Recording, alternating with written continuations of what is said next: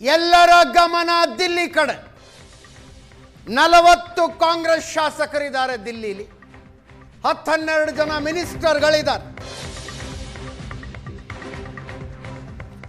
ದೆಹಲಿಯಿಂದ ಬರಬಹುದಾದ ಸುದ್ದಿಯ ಕಡೆಗೆ ಎಲ್ಲರ ಗಮನ.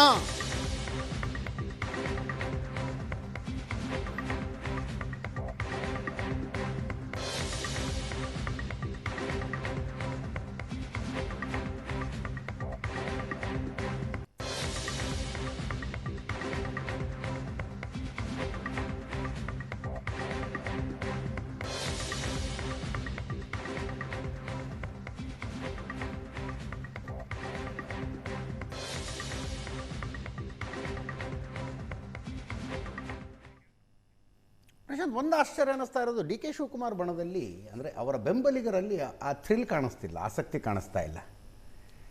ಏನೋ ಇಕ್ಬಾಲ್ ಹುಸೇನ್ ಡೇಟ್ ಮೇಲೆ ಡೇಟ್ ಕೊಡ್ತಿದ್ರು, ಶಿವಗಂಗಾ ಬಸವರಾಜು ಆಗ್ರಹಿಸ್ತಾ ಇದ್ರು, ಇವತ್ತು ನೋ ಕಮೆಂಟ್ಸ್ ಅಂತಿದ್ದಾರೆ. ಇಕ್ಬಾಲ್ ಹುಸೇನ್ ಗೊತ್ತಿಲ್ಲ ಎಲ್ಲಿದ್ದಾರೋ. ಅಜಿತ್ ನೋಡಿ, ಈ ರೀತಿ ಮಾಧ್ಯಮಗಳಲ್ಲಿ ಹೇಳಿಕೆ ಕೊಡೋದ್ರಿಂದ ದಿಲ್ಲಿ ಹೈಕಮಾಂಡ್ ಮೇಲೆ ಏನೂ ಪರಿಣಾಮ ಅಲ್ಲ, ಕರೆಕ್ಟ್, ಬಟ್ ಆ ಉತ್ಸಾಹ ಇಲ್ಲಿ ಕಾಣಿಸ್ತಿಲ್ಲ. ಏನಾಯಿತು, ತೋಳ ಬಂತು ತೋಳ ಆಗ್ತಾ ಆಗ್ತಾ ಆಗ್ತಾ ಮಾಧ್ಯಮಗಳಲ್ಲೂ ಕೂಡ ಅದನ್ನು ಸೀರಿಯಸ್ ಆಗಿ ತೆಗೆದುಕೊಳ್ಳೋದು ಬಂದಾಯಿತು.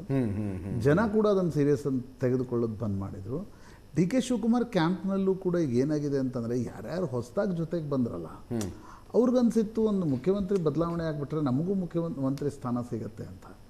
ಬಟ್ ಹೈಕಮಾಂಡ್ ಏನೂ ನಿರ್ಣಯಗಳನ್ನೇ ತೆಗೆದುಕೊಳ್ಳದೆ ಇರುವಾಗ ಇದಾಗತ್ತೋ ಇಲ್ವೋ, ಈ ಕಡೆ ಬಂದರೆ ಆ ಕಡೆ ಏನಾದರೂ ಆದರೆ ಪಾಲಿಟಿಕ್ಸ್ ಬದಲಾವಣೆ ಆಗದೆ ಹೋದರೆ ನಮ್ಮ ಫ್ಯೂಚರ್ ಏನು, ಇದೆಲ್ಲ ಪ್ರಶ್ನೆ ನಿಶ್ಚಿತವಾಗಿರುತ್ತೆ. ಆ ಕಾರಣದಿಂದ ಆ ಒಂದು ಕುತೂಹಲ ಏನಿತ್ತು ಡಿ ಕೆ ಶಿವಕುಮಾರ್ ಕ್ಯಾಂಪ್ನಲ್ಲಿ, ಅಥವಾ ಆ ಒಂದು ಉತ್ಸಾಹ ಇತ್ತು, ಅದು ನಿಧಾನವಾಗಿ ಕಡಿಮೆ ಆಗಿದೆ. ಮತ್ತು ಡಿ ಕೆ ಶಿವಕುಮಾರ್ಗೂ ಅನ್ನಿಸ್ಲಿಕ್ಕೆ ಶುರುವಾಯಿತು, ಹೈಕಮಾಂಡ್ ತೀರ್ಮಾನ ತೆಗೆದುಕೊಳ್ಳುವವರೆಗೆ ನೀವು ಮಾಧ್ಯಮಗಳಲ್ಲಿ ಏನೋ ಒಂದು ಭಯಂಕರ ಸುದ್ದಿಯಲ್ಲಿಟ್ಟರು ಅದೇನು ಈಗ 20 ವರ್ಷದ ಹಿಂದಿನ ಮಾತು ಬೇರೆ.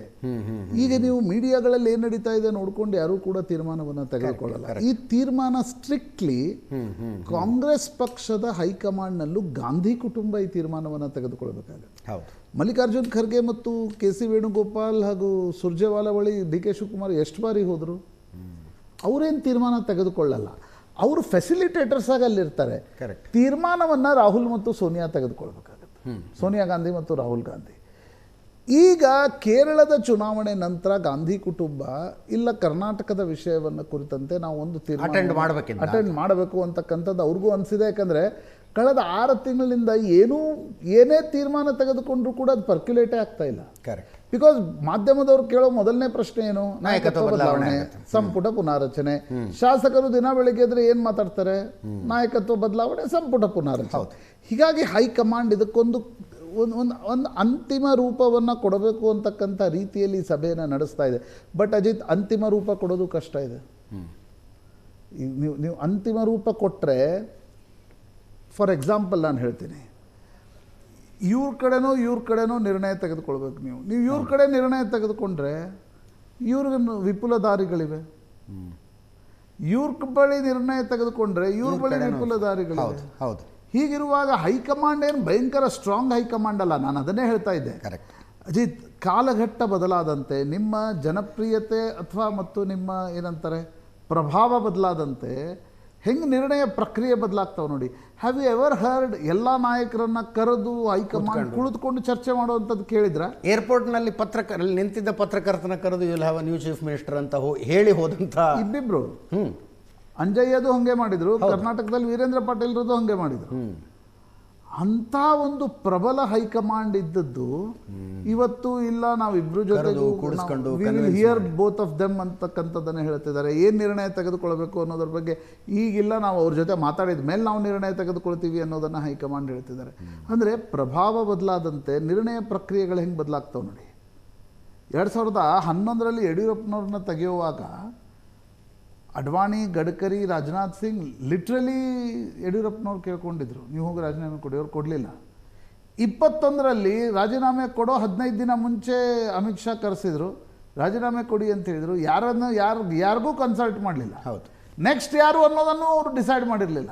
ಯಡಿಯೂರಪ್ಪನವ್ರು ರಾಜೀನಾಮೆ ಕೊಡು ಅಂತ ಹೇಳಿದ್ರು, ಅವ್ರು ಹೋಗಿ ರಾಜೀನಾಮೆ ಕೊಟ್ಟು ಬಂದರು. ಅವ್ರು ಈ ಸಲ ಏನೋ ನಾವು ಮತದಾನ ಮಾಡಿಸ್ತೀನಿ ಅಂತ ಹೋಗಲಿಲ್ಲ. ಅಂದರೆ ದಿಲ್ಲಿಯಲ್ಲಿ ನಿಮಗೊಂದು ಪವರ್ ಇದ್ದರೆ ಅಜಿತ್, ಈ ರಾಜ್ಯದ ಏನಂತಾರೆ ನಾಯಕತ್ವದ ಇಶ್ಯೂಗಳನ್ನು ಹ್ಯಾಂಡಲ್ ಮಾಡೋದು ಭಾಳ ಈಸಿ ಆಗುತ್ತೆ.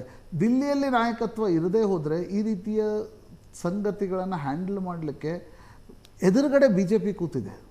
ಅಜಿತ್, ಇವತ್ತು ರಾಹುಲ್ ಗಾಂಧಿ ಇರ್ಬೋದು, ಕೆ ಸಿ ವೇಣುಗೋಪಾಲ್ ಇರ್ಬೋದು, ಮಲ್ಲಿಕಾರ್ಜುನ್ ಖರ್ಗೆ ಅವ್ರಿಗೆ ಸಿದ್ದರಾಮಯ್ಯ ಮತ್ತು ಡಿ ಕೆ ಶಿವಕುಮಾರ್ ಟೆನ್ಷನ್ಗಿಂತ ಜಾಸ್ತಿ ಅಮಿತ್ ಶಾ ಹೆಂಗೆ ಯೋಚನೆ ಮಾಡ್ತಾರೆ ಅನ್ನೋದು ಜಾಸ್ತಿ ಇರುತ್ತೆ. ಕರೆಕ್ಟ್. ಇವತ್ತು ಕಾಂಗ್ರೆಸ್ನ ಪರಿಸ್ಥಿತಿಯೇ ಆಗಿದೆ. ಹೌದಪ್ಪ, ನಾವು ಒಂದು ಸಣ್ಣ ಹೆಜ್ಜೆ ತಪ್ಪಿಟ್ರೆ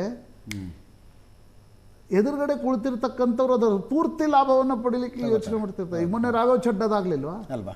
ಸೊ ಸಿದ್ದರಾಮಯ್ಯ ಮತ್ತು ಡಿ ಕೆ ಶಿವಕುಮಾರ್ ವಿಷಯದಲ್ಲಿ ಏನೇ ನಿರ್ಣಯ ತೆಗೆದುಕೊಂಡ್ರು Ajit, there is a risk factor. ಹೌದಪ್ಪ, ನಾವು ಸಿದ್ದರಾಮಯ್ಯನವರು ಪರವಾಗಿ ಗಟ್ಟಿಯಾಗಿ ನಿಲ್ತೀವಿ ಅಂತ ಹೈಕಮಾಂಡ್ ಹೇಳಿದರೆ ಡಿ ಕೆ ಶಿವಕುಮಾರ್ ಏನು ಸುಮ್ಮನೆ ಕುಳಿತುಕೊಳ್ಳೋ ಜಾಯಮಾನದವರಲ್ಲ. ಇಲ್ಲ, ನಿಮ್ಮ KPCC ಅಧ್ಯಕ್ಷ ಸ್ಥಾನ 28ರವರೆಗೆ ಕೊಡ್ತೀವಿ. I don't think he will agree for that. ಅವ್ರು ಮೊನ್ನೆ ಸುರ್ಜೇವಾಲಾ ಕರೆದು ಹೇಳಿದ್ದಾರೆ, ನನಗೆ ಸಾಕಿನ KPCC ಅಧ್ಯಕ್ಷ ಸ್ಥಾನ 6 ವರ್ಷ ಮಾಡಿ ಆಯಿತು, ಜನ ಎಲ್ಲ ಹೋದಲ್ಲಿ ಬಂದಲ್ಲಿ ಕೇಳ್ತಾರೆ, ನಾನು ಬರೀ ಇದೇ ಕೆಲಸ ಮಾಡೋದಾಯಿತು, ನೀವು ಏನೇ ಜವಾಬ್ದಾರಿ ಕೊಡಿ ಅಂತಂದ್ರೆ ಅರ್ಥ ಏನು? ನನ್ನ ನಿಮ್ಮ ಜೊತೆ ಒಂದ್ಸಲ ಖಾಸಗಿಯಾಗಿ ಮಾತಾಡೋವಾಗ ಹೇಳಿದೆ, ನಾನು ಯಾವತ್ತೂ ಹೇಳ್ಬಿಟ್ಟಿದ್ದೀನಿ KPCC ಅಧ್ಯಕ್ಷ ಸ್ಥಾನ ಸಾಕು ಅಂತ. ಯಾಕಂದರೆ ನನಗೆ ಇಂಪ್ರೆಷನ್ ಇತ್ತು ಅಜಿತ್, ಮುಖ್ಯಮಂತ್ರಿ ಆಗೋವರೆಗೆ ಇವ್ರು KPCC ಅಧ್ಯಕ್ಷ ಸ್ಥಾನ ಬಿಡಲ್ಲ ಅಂತ.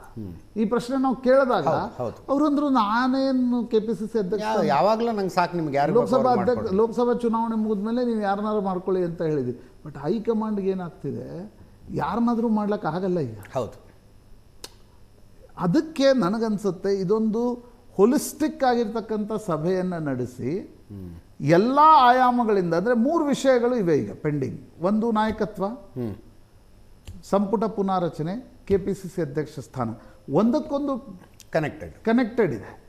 ಏನೇ ನಿರ್ಣಯ ತೆಗೆದುಕೊಂಡ್ರೂ ಕೂಡ ಕಾಂಗ್ರೆಸ್ ಹೈಕಮಾಂಡ್ಗೆ ಮುಖ ಕಪ್ಪಳಿಸುವ ಸಾಧ್ಯತೆಗಳು ಕೂಡ ಎಲ್ಲ ರೀತಿ ಇವೆ.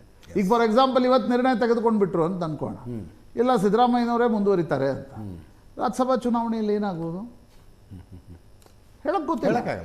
ಡಿ ಕೆ ಶಿವಕುಮಾರ್ ಏನು ಆಯ್ತು ಬಿಡಿ, ನೀವು ಹೇಳ್ಬಿಟ್ಟಿದ್ದೀರಿ, ಸೋನಿಯಾ ಗಾಂಧಿ ಅವರು ಹೇಳ್ಬಿಟ್ಟಿದ್ದಾರೆ, ನಾನು ಕಾಂಗ್ರೆಸ್ ಪಕ್ಷದ ನಿಷ್ಠಾವಂತ ಕಾರ್ಯಕರ್ತ.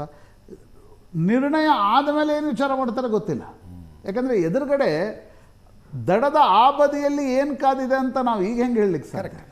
ಹೀಗಾಗಿ ಅಜಿತ್, ನನಗನ್ಸುತ್ತೆ ಏನೇ ನಿರ್ಣಯ ತೆಗೆದುಕೊಂಡ್ರು ಹೈಕಮಾಂಡ್ ಒಂದಿಷ್ಟು ಎಕ್ಸಸೈಸನ್ನು ಬೆಂಗಳೂರಿಗೆ ಬಂದು ಮಾಡಬೇಕಾಗತ್ತೆ. ಅದರ್ವೈಸ್ ಹಿಂದೆ ನರಸಿಂಹರಾಯರು ಪ್ರಧಾನಮಂತ್ರಿ ಆಗಿದ್ರು, ನಾವು ಭಾಳ ಸಲ ಮಾತಾಡಿದ್ದೀವಿ, ಬಂಗಾರಪ್ಪನವ್ರನ್ನ ತೆಗಿಬೇಕು ಕ್ಲಾಸಿಕ್ ಕಂಪ್ಯೂಟರ್ಸ್ ಹಗರಣ ಅಂತ ಭಾಳ ಚರ್ಚೆ ಆಯಿತು. ಯಾಕಂದರೆ ವೀರೇಂದ್ರ ಪಾಟೀಲ್ರನ್ನ ರಾಜೀವ್ ಗಾಂಧಿ ಮನೆಗೆ ಬಂದಿದ್ರು, ಕೆಲವರು ಹೇಳ್ತಾರೆ ವೀರೇಂದ್ರ ಪಾಟೀಲ್ರ ಭೇಟಿಗೆ ಅವ್ರು ಅಳಿಯ ಅವಕಾಶ ಕೊಡಲಿಲ್ಲ, ಕೆಲವರು ಹೇಳ್ತಾರೆ ಭೇಟಿ ಆದರೂ ಬಟ್ ಅವರ ಸ್ಥಿತಿ ನೋಡಿ ರಾಜೀವ್ ಗಾಂಧಿ ಹೊರಗಡೆ ಬಂದು HL ಏರ್ಪೋರ್ಟಿಗೆ ಹೋಗಿ Karnataka will have A new chief minister ಅಂತೇಳಿ ಹೋಗ್ಬಿಟ್ರು ಅಂತ. ಹಂಗಾಗಿ ಆ ಬದಲಾವಣೆ ಇದಾಗಿಲ್ಲ.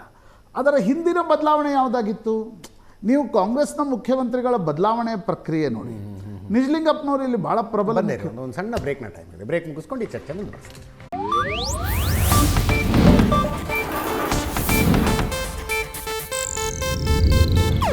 ಇದು ಏಷ್ಯಾನೆಟ್ ನ್ಯೂಸ್ ನೆಟ್ವರ್ಕ್ ಪ್ರಸ್ತುತಿ.